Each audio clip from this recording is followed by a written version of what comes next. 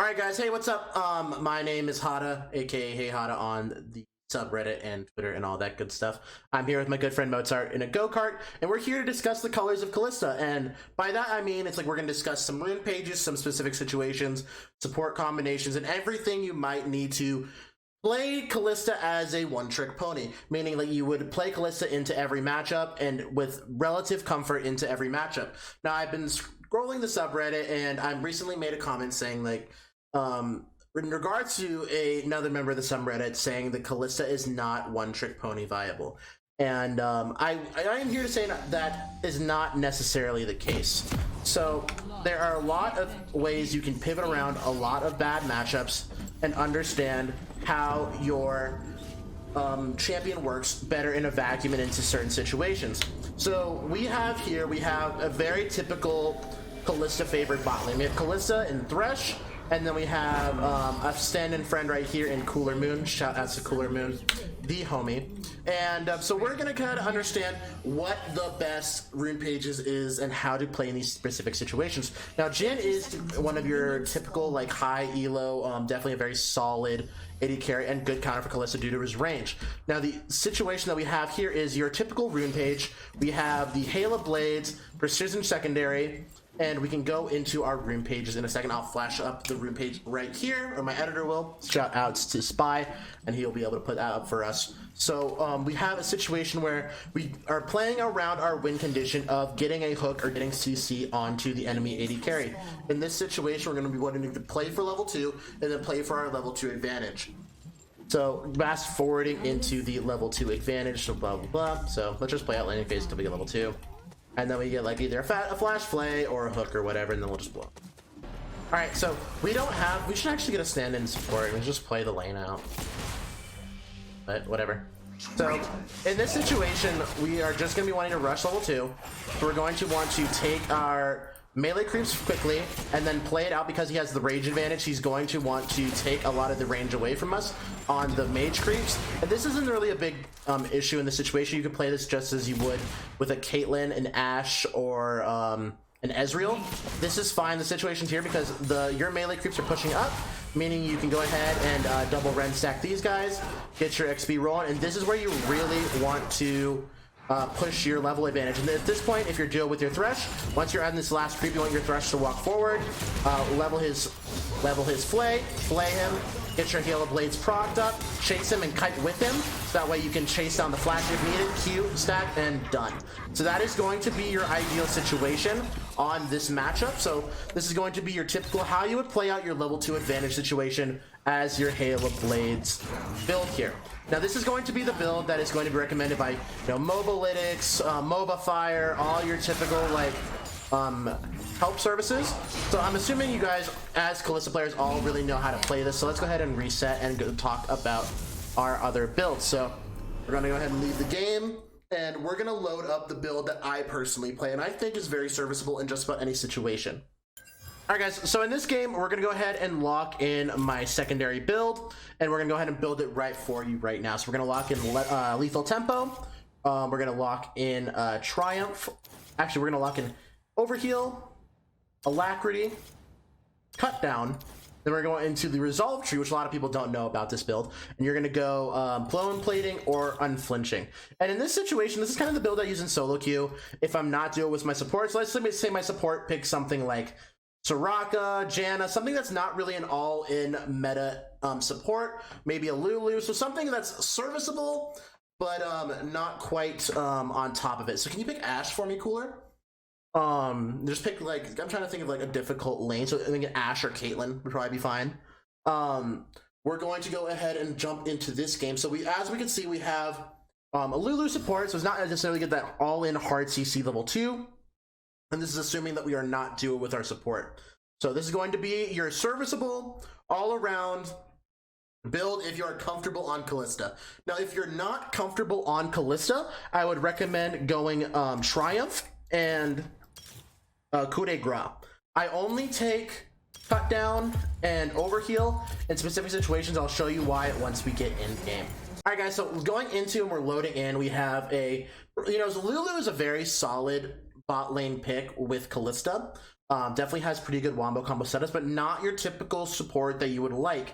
You would usually like something like a Leona, Taric, Blitzcrank, Thresh, Alistar, something that gives you that all-in double kill potential. But Lulu has that, but it's not in the traditional way you would think.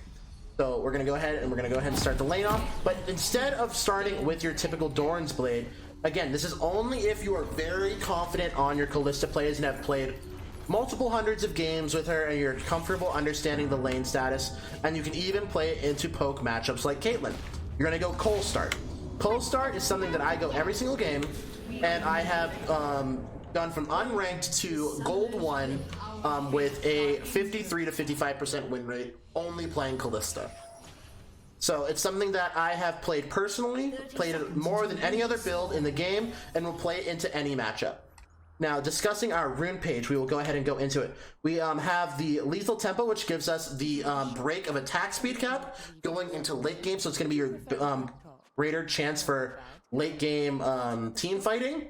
Overheal, so that you can rush certain item combinations, and it'll give you lots of synergies with that. So going Bloodthirster 3rd is going to be your best opportunity here. So you're going to go for a Blade of the Ruin King, Rune's Hurricane into Bloodthirster. Now that'll give you a massive shield going to just any enemy team fights, and will give you a good second chance or a good little bit of damage to front any of that upfront damage from the enemy team.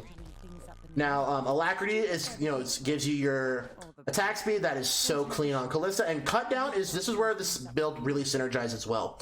Cut Down deals 5 to 15% more damage to champions based on how much more max health they have than you.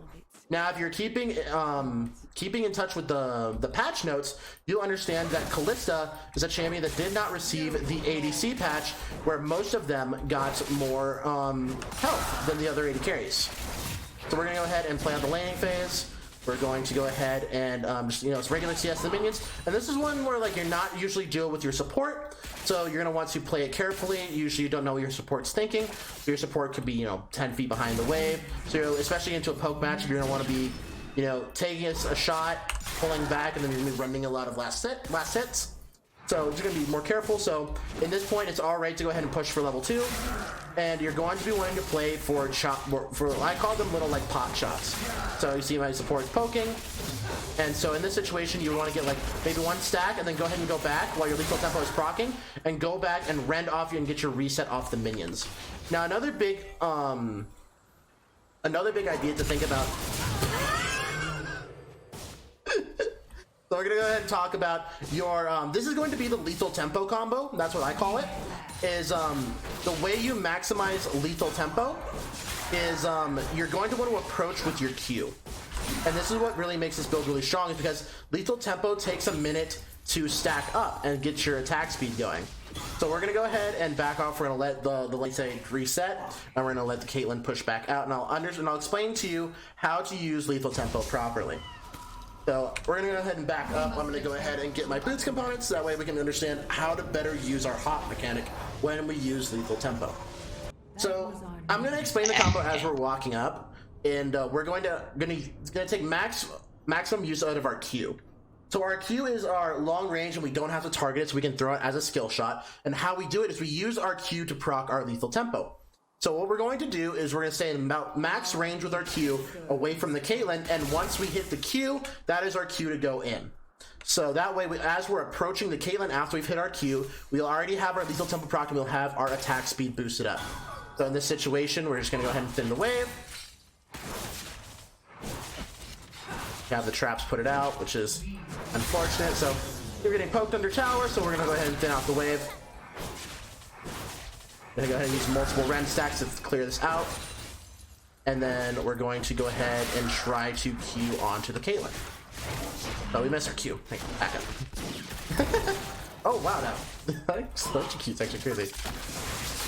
In this situation, we're gonna go ahead and Q on, get the lethal tempo procs, use our lethal tempo to hop towards. Easy. So as you can see, the lethal tempo, it takes a little bit of time to boot up, which is kind of unfortunate. But we mitigate that by using the range of our Q to boost up and treat it as if we have early game Halo Blades. Now this is going to be a little bit different from how you usually play the lane phase out. It's a little bit of a playstyle pivot, but it's kind of how you better use your lethal tempo versus your Halo Blades. And of course, lethal tempo is going to scale much better into late game. So that's definitely a really solid build to use when you are solo queue, if you're not duo with your support. Now, Kalista is a champion that gets a lot out of duoing with your support. Obviously, a lot of good common plays come out of Kalista power farming lanes and really abusing the pushing power. So everyone go ahead and leave the game, and we're going to discuss the kind of hybrid build that we have between the lethal tempo style as well as the Halo Blade style. Alright guys, so this is going to be the last one I'm going to show you, and this is going to be a hybrid of the last two builds I showed you before. So we're going to have the Lethal Tempo, Overkill, Alacrity, and Coup de Grace, as well as the Taste of Blood and Ravenous Hunter. Now we're going to go the Doran's Blade start here, so we're going to have a hybrid of these both style of play. Who do I play this time? Go ahead and pick Ezreal. And we're going to go ahead and discuss why this build is more difficult to play than the last two combined. Now, the issue is with this build is we do not have that built-in defensive stats of the defensive runes. We have Bone Plating to give us a little bit more trade potential. We have Unflinching to get us out of the slow potential. Now, those are really big when you're playing solo queue. This build that I'm going to discuss with you is definitely something that I would only recommend using if you are a veteran of Kalista or you're playing at high MMR and you have good team fight mechanics. But this is the team fight monster build.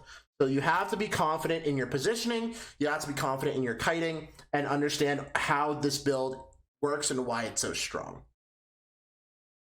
So this build is going to be a build that I would only recommend if you are, I would say, gold plat plus. So because generally at lower MMR, your front line isn't going to do a lot of good for you. Your support might not kite very well, or might not peel as well for you. And so you're going to only want to use this build if you are confident, one, in your team fighting positioning and team fighting potential, as well as your team to fight well front to back. So this is going to be a super powerful, very powerful build. We're going to go Doran's Blade start here, going to go pot, going to go ahead and link to our support and base. Now we have a Taric here. Taric is one of the strongest supports with Kalista here. And so we have that super good late game peel. We have the invincibility of the Taric ultimate with the Kalista ultimate that synergizes oh so well. So this is one of those situations where we are duo with our support. We know that we're both good players and we know how to position ourselves as well as peel for the carry in the team fight. Now, like we discussed in the playstyle with the Q, leading with your Q, it is very important to know how to proc your lethal tempo early game with your Q. That way you can still get that early game explosive potential in laning phase. Now obviously we have a lot of life steal built into this build. We have our Ravenous Hunter as well as our Taste of Blood. We have our Overheal for this as well. Now we're going to be building two lifesteal items in this build. We're going to be going Blade of the Ruined King, Rune's Hurricane into Bloodthirster. Bloodthirster also gives us a passive shield on the sword itself, as well as gives us more lifesteal to stack up on our Overheal shield. So we're going to have a pretty sizable shield going into most team fights, ideally later into the mid and late game. But as we discussed earlier, we're going to play out the laning phase, assuming that there's a support here. So we're into a poke lane, so this is more of a difficult lane that people tend to complain about. So Ezreal is going to be CSing from afar, poking with his Q. So like I said, we're going to be letting our support take as many with his Targon stacks as we can. And we're going to want to be using our multi-rend on those minions. So making sure that we conserve as much mana for the level 2 all-in as possible. So using our rend to kill multiple minions. Assuming there's a support here, we're going to back off for safety. And we're going to wait for our level 2. At this point, if our support has some stacks left, that's great. If not, we're going to want to take these melee creeps as fast as possible. We're going to want to rush our level 2 power spike. That way we can't get bullied off our wave. And then we're going to rush our level 2. As we get our level 2 here, we're going to want to walk forward, at least zone off the wave. Go ahead and get the stun. Oh, good flash. But like I said, like in that situation, we walked forward with our level 2, our support backed us up, because we're duo with our support, we know when to walk up, and we got the level 2 advantage. As imagining that the Ezreal had to flash there because he did not have level 2. So now we have flash advantage over Ezreal, and all he has is E. Imagining he only has his E for escape. So we're going to go ahead and get that flash, get the auto, and that's it. Curtains. So this build wouldn't be much unless we talked about the items. So I'm going to go ahead and exit, and we're going to discuss items, and then we're going to end this video. All right, this is going to be the last little tidbit from this video. We discussed item pages earlier, and we're going to discuss how it synergizes with the builds that I showed you before. So with the Hail of Blades build, we're going to go ahead and look at our rune pages. And we're going to look at our Hail of Blades build. We have Taste of Blood, Eyeball Collection, Ravenous Hunter, Hail of Blades with Overheal and Alacrity. Now, the top rune, Overheal, can be switched out for either of these, any of the top three, and it just depends on your playstyle. So imagining that we have a healing support, so that'd be a Soraka, a Nami, maybe even a Lulu or a Janna, who have the potential to give you extra healing and extra shields. Overheal is actually a very solid choice because you get that extra little bit of HP, the extra shield damage going into each team fight. So those skirmishes are going to be so strong. Now, if you don't have that extra healing early, I would recommend going something like Triumph. So like, let's say you have a Blitzcrank, a Thresh, a Taric, one of your typical, or maybe even a Leona or an Alistar, something that will give you that early skirmishes, the level 2, level 3, level 4 skirmishes. You want Triumph in case so you can tame together those two kills. So you can get that extra gold and you can get that extra of your missing health back to help you secure that double kill or that triple kill should you get ganked. Now, Presence of Mind, I haven't used it all that much personally. I do know it's a solid enough rune page that you can go ahead and run it. I would imagine if you're running the Hail of Blades build, but you find yourself maybe you're not confident on last hitting with your Rend, or you spam Q a lot, or you like to go Q max onto your Kalista while you're running Hail of Blades, Presence of Mind might not be too bad.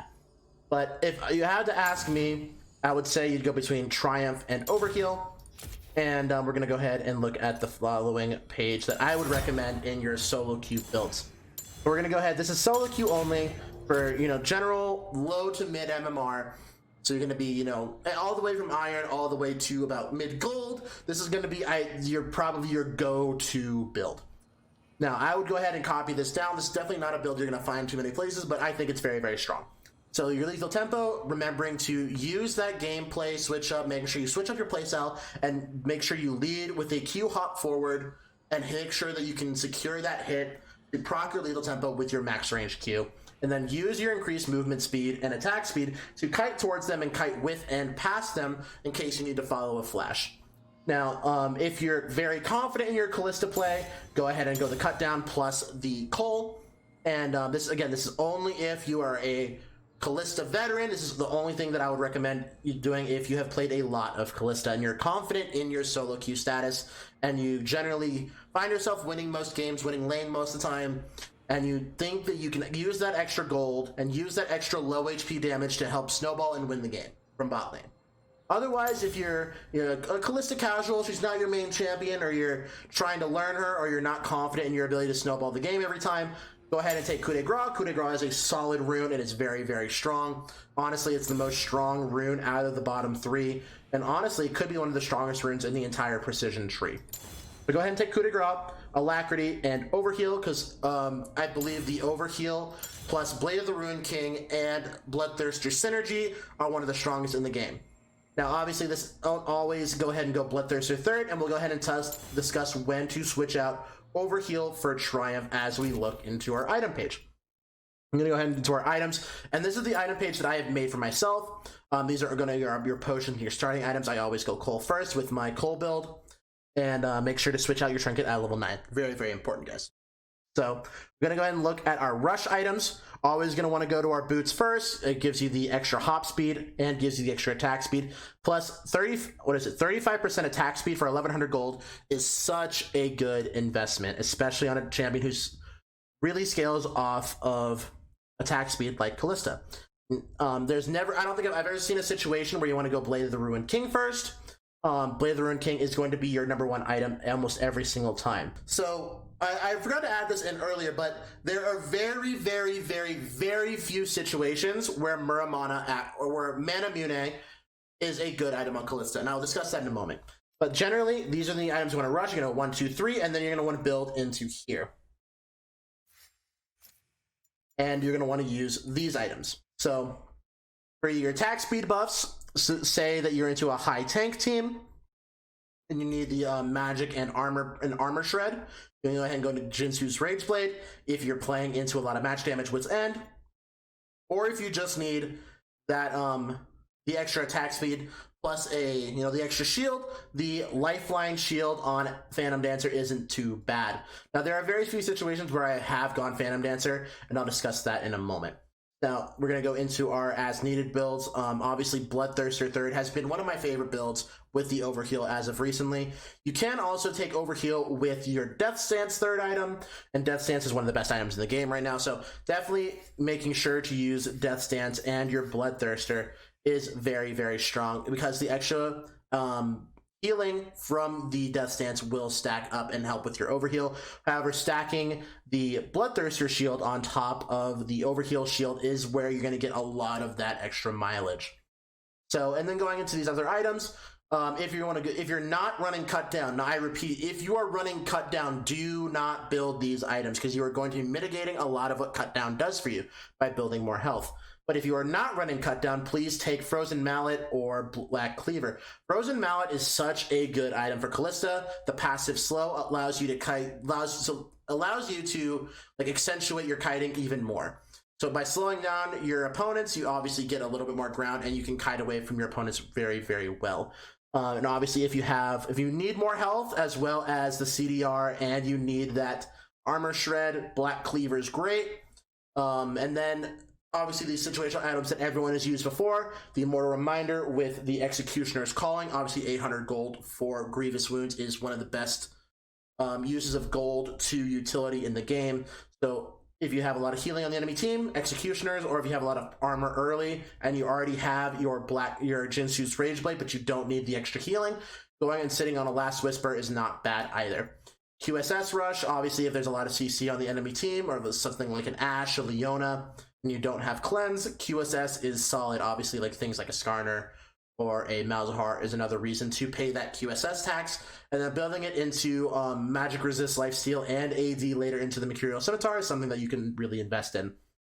And then obviously if you have already rushed your Wit's End, and that enemy Cassiopeia is just too fed, go ahead and pick up that Hex Drinker for your Malmortius, and then go ahead and then be able to build that as your 6th item later. Go ahead and sit on that Hex Drinker, build it into the Lifeline passive for the Lifeline Shield, and then you can go ahead and build that into this Maw later. Now I'm going to go ahead and talk about the elephant in the room, the Mana Mune.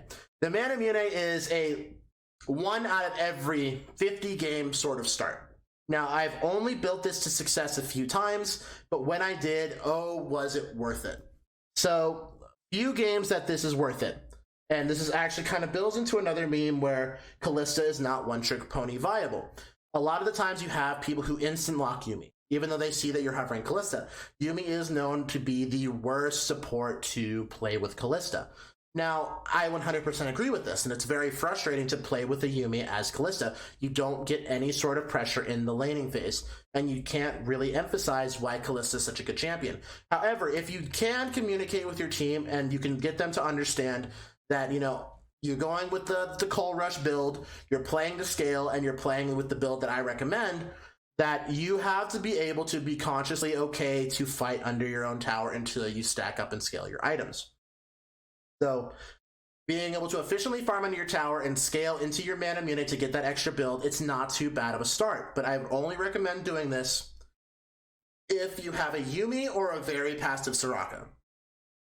So people who can help you farm under turret and really don't provide any sort of situation to you, any sort of help to you in the laning phase. So again, this is a 1 in a million situation, and I've only done it a handful of times to success, and I've done a lot of trial and error into this build.